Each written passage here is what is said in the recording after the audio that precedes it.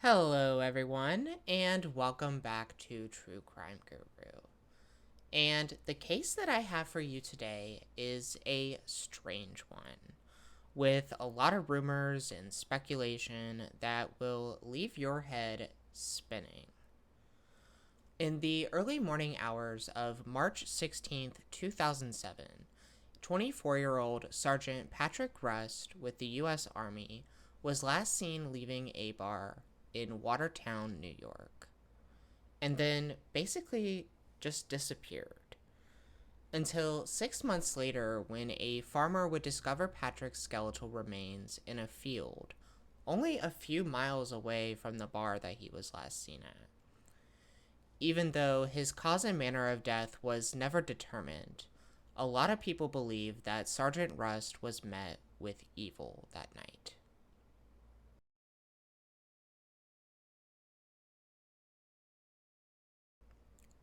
Long before he became an asset to the US military, Patrick Rust was your everyday American kid. Born on June 3rd, 1982, to his parents Judy and Rodney Rust, Patrick would grow up in a super small town in northern New York called Russell. According to Judy, growing up, Patrick was a really quiet kid that kind of kept to himself. When he graduated high school in 2001, Patrick had attended a vocational school in hopes of landing a career in the welding industry. But his plans would change drastically after the horrific terrorist attacks on the United States that took place on September 11th.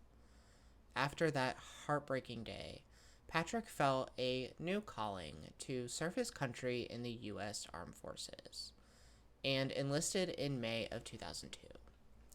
Judy wasn't particularly happy about this, but understood that this was his calling.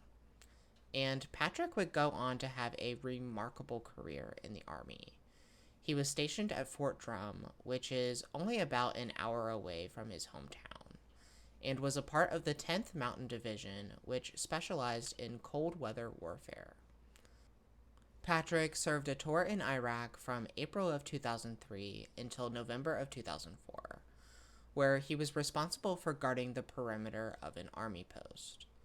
And then he served another tour in Afghanistan starting in early 2006, where he manned a truck-mounted gun for his unit.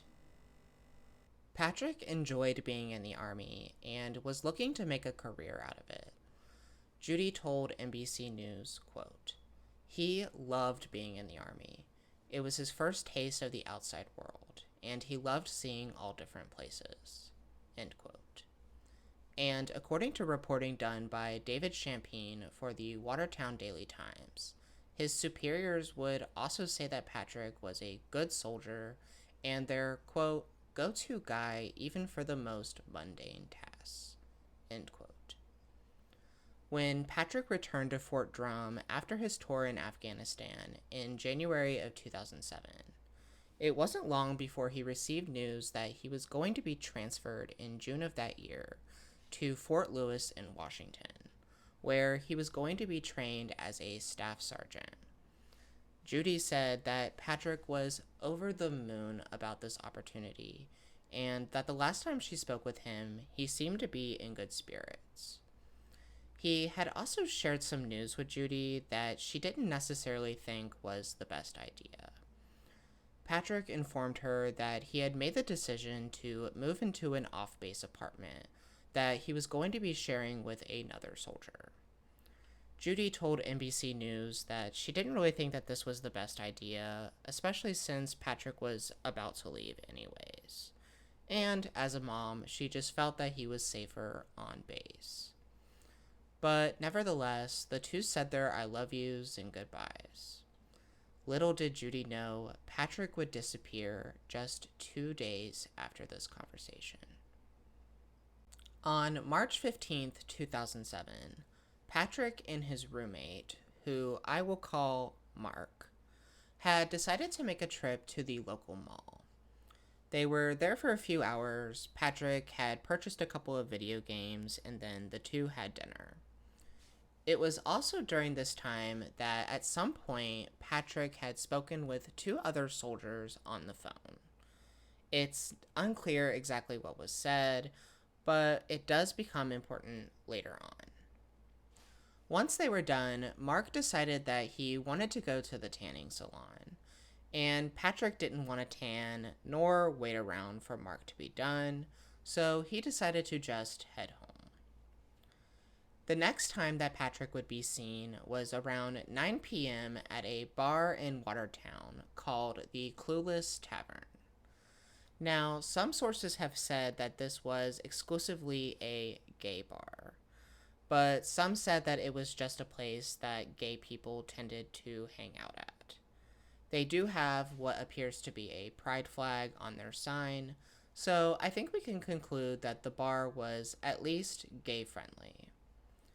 Anyways, while at the bar, Patrick had ran into an old classmate of his that was there with his boyfriend, who was also a soldier at Fort Drum. Patrick and this friend had chatted it up for a bit. I'm not exactly sure how long the three of them were there together. But sometime around 1 a.m., the bartender had decided that Patrick had too much to drink, and he was said to have left around this time.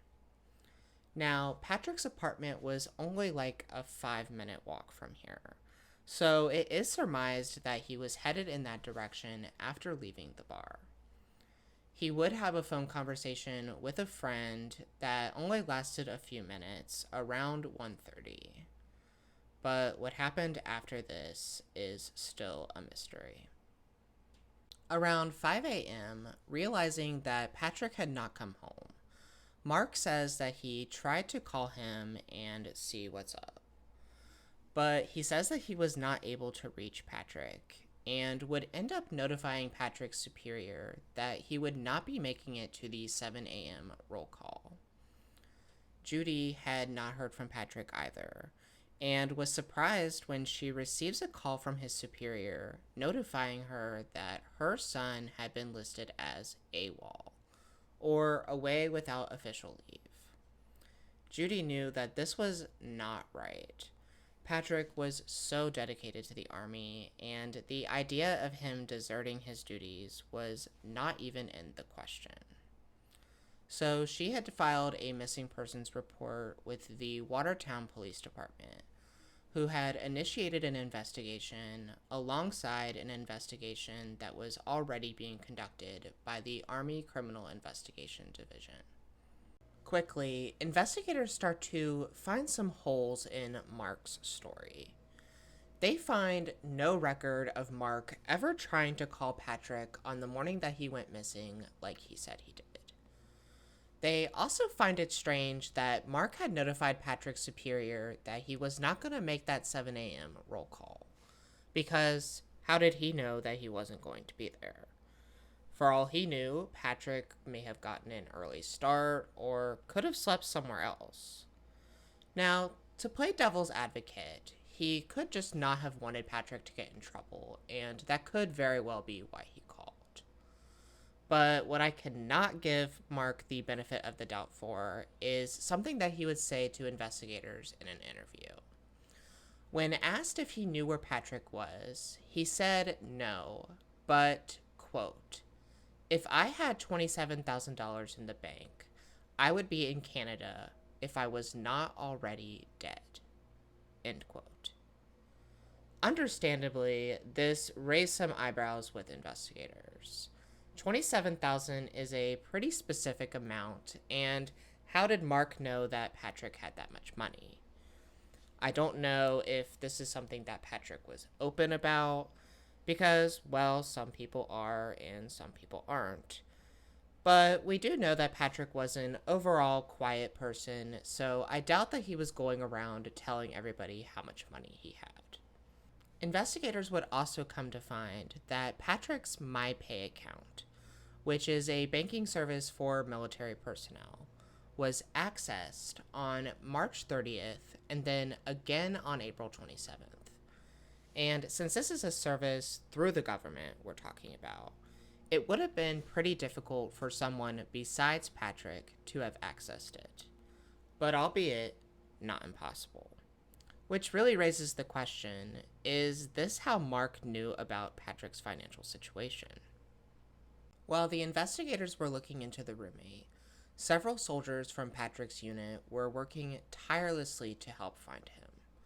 They too knew that Patrick would not have gone AWOL, and had their own suspicions that something may have happened to him. So they assisted in hanging up flyers and were asking around town if anyone had seen or heard anything from the night he went missing. Judy was desperate as well. She had even tried to find answers through the spiritual world. She had visited 3 separate psychics who all told her that what happened to Patrick was the result of him knowing something that his assailants did not want coming out. And believe what you want about psychics, but it would soon be discovered that this may be exactly what happened to Patrick. Exactly 6 months after the day Sergeant Patrick Rust went missing, on September 16, 2007, a farmer would discover skeletal remains in a field about 4 or 5 miles away from the Clueless Tavern. Found along with the remains were the clothing that the deceased was believed to have been wearing, $80 in cash, a watch, a ring, and a military ID card belonging to Sergeant Patrick Rust. A forensic anthropologist with the Office of the Armed Forces Medical Examiner would confirm through DNA that the remains did belong to Patrick. A subsequent autopsy would be performed in D.C., but with just the skeletal remains and no sign of blunt force trauma, bullet holes, or any other type of physical trauma, the medical examiner was not able to determine a cause or manner of death. But considering the suspicious nature of Patrick's disappearance, there was an investigation still being conducted by now the Jefferson County Sheriff's Office, since this is the jurisdiction in which his remains were found. In October of that year, Patrick was given a full military memorial service at Arlington National Cemetery in Virginia, where he would be buried. Meanwhile, detectives with the sheriff's office were trying to find out what happened to Patrick. But according to what Judy told ID's Still a Mystery, the original detective on Patrick's case firmly believed that Patrick had just drunkenly walked off into the field and died from exposure. This didn't really make a whole lot of sense, considering that the field was several miles in the opposite direction of Patrick's apartment. According to a 2008 article in the Watertown Daily Times, to get to this particular field, one would have to either cross several other open fields from Old Rome State Road, or use nearby construction roads. Both of these options seem like it would be rather difficult to trek if you were intoxicated. Not to mention that it was well below freezing on the night that Patrick disappeared, and his winter gloves were found inside his pockets, and one would think that he would have those on. Although I have mentioned this in past episodes, the cold temperatures might not be as bothersome to someone if you were intoxicated. But I still think that 5 miles is a pretty long way to walk in the cold, drunk or not. Without a cause or manner of death, this is of course still a very real possibility, but to most, not very likely. Investigators were able to identify several more people that Patrick had contact with on the night that he disappeared. But despite their best efforts, the case would unfortunately grow cold. Frustrated, Judy would hire a private investigator named Dennis Griffin in 2010, who would later write a book about the case called The Mysterious Death of Sergeant Rust. I think it's like $15 on Amazon if any of you want to check it out. Very quickly, Griffin was able to rule out that Patrick was the victim of some kind of robbery gone wrong, since there was still $80 of cash in his pocket, as well as several pieces of jewelry.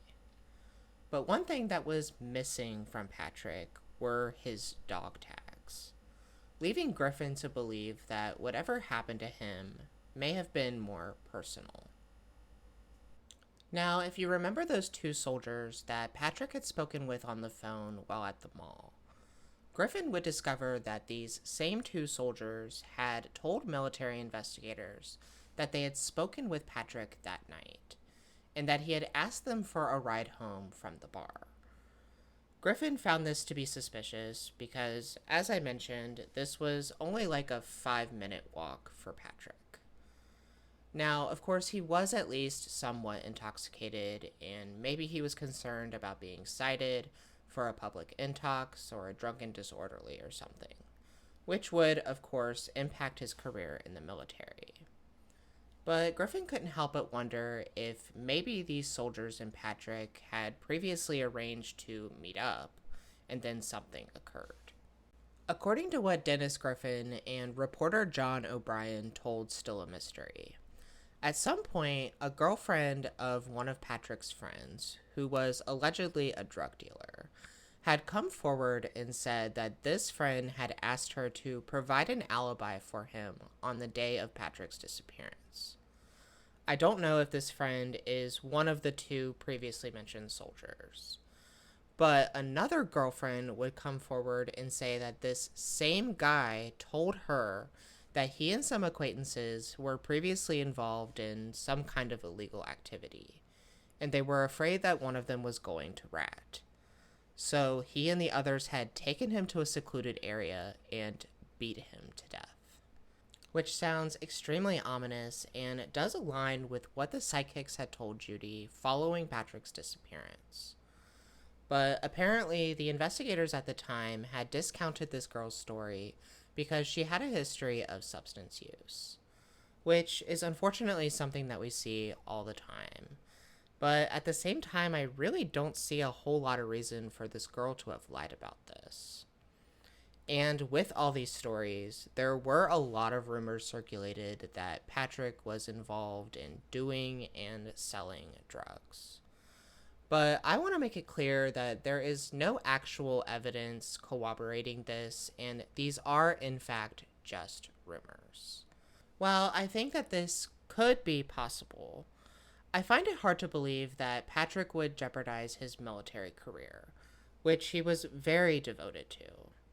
But that doesn't necessarily mean that he didn't have knowledge of others who were involved in such activity. In 2011, it was announced that the FBI would now be handling Patrick's case due to a human rights concern, indicating that Patrick might have been harmed because he was gay, which, of course, sent this case down a whole nother rabbit hole, sparking all kinds of rumors. To be clear, Patrick's sexuality has not been confirmed, and he is not here to tell us himself, and even if he was, he would have no obligation to do so anyway. According to Judy, she did not notice any indicators that Patrick was gay, and even said that he had a steady girlfriend at the time. But according to information obtained by military investigators, they said that, and please excuse this extremely outdated language, Patrick was leading an alternative lifestyle. Whether Patrick was gay or not, I really don't think it matters. But this could still be an important angle to look at, because to some people, perception is reality. Patrick was last seen leaving the Clueless Tavern, which, as I mentioned, was at the very least gay-friendly. Some homophobe may have seen him leaving this bar, assumed he was gay, and then harmed him because of that. Which, unfortunately, does happen. The definition of a hate crime does include crimes committed against those who are just perceived to be gay. And I think that the fact that Patrick's dog tags were taken could give some credence to this. To some homophobic people, gay people serving in the military is like a disgrace to the uniform, or however they think. And maybe if this was the case, they took Patrick's dog tags as a way to strip that part of Patrick's identity from him. It is also possible that a homosexual man had made a pass at Patrick while at the bar. And if Patrick had declined these advances, This man may have attacked him out of a "how dare you reject me" kind of thing. Of course, this is something that we see more commonly with straight men towards straight women, but I firmly believe that this kind of scenario is not exclusive to only heterosexuals. Which kind of bleeds into another scenario, where perhaps Patrick was talking to someone at the bar, male or female, and this person's partner got upset and attacked Patrick out of a jealous rage. Although I feel with both of these scenarios, we would probably have some kind of witness statement of something occurring or someone following Patrick out of the bar. In addition, a woman would come forward to the Jefferson County investigators saying that her ex-husband might be involved. And it sounds like her ex-husband was your classic piece of shit. She says that he was very controlling towards her and extremely homophobic, going on to tell investigators that he had even threatened to harm a gay friend of hers and told her that she would, quote, end up like Rust if she did not listen to him. Investigators, of course, wanted to speak with this man, but he refused to cooperate and invoked his right to an attorney. But even with all these different scenarios and potential persons of interest, Patrick's case has remained pretty stagnant. The Jefferson County Sheriff's Office says that they are still working every lead that comes through, and Private Detective Dennis Griffin has remained dedicated to Patrick's case as well. He says that he thinks he knows who's responsible, but there just isn't enough evidence for an arrest. So, as always, please share Patrick's case and this video. This case has not really received a whole lot of attention outside of that Still a Mystery episode, and a 2-part series on the Unresolved podcast, which is one of my favorite podcasts, by the way. Since where Patrick went missing from has such a close proximity to an army base, and since Patrick was a soldier himself, it could be very possible that someone with information could be anywhere in the country or the world. So please share this case so that it can get the attention that it deserves, and maybe even reach the right person that has the information that holds the key to finding out what happened to Sergeant Rust. Judy has not given up either. She has posted hundreds of posters all over New York and is still holding out hope that she will one day receive answers. She keeps a poster-sized photo of Patrick from when he was in Afghanistan in her living room, with a plaque that was given to her by his fellow soldiers saying that Patrick was a true warrior, and that true warriors never leave a fallen comrade behind. Which should serve as a reminder to all of us that Sergeant Patrick Rust was a true warrior. He dedicated his young life and went to war for the United States. Now it's our turn to go to war for Patrick and return the favor. So if you have any information about the death of Sergeant Patrick Rust on March 16th, 2007, please contact the Jefferson County, New York Sheriff's Office at 315-786-2676, or you can email detectives@co.jefferson.ny.us. Thank you everyone for watching. If you enjoyed this video, please hit the like button and make sure that you are subscribed if you are not already. Also, go ahead and give us a follow on Facebook, Instagram, and Twitter. And yes, I will continue to call it Twitter. If you have a case in mind for the channel, please email your suggestion to truecrimeguruchannel@gmail.com, or you can DM me directly on social media. Thank you, everyone, and please stay safe.